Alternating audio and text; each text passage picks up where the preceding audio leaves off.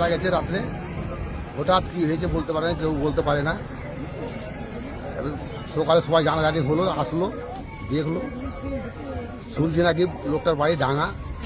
এখন ক্লিয়ার খবর পাইনি, প্রশাসন এসছে, দেখছে কি হয়।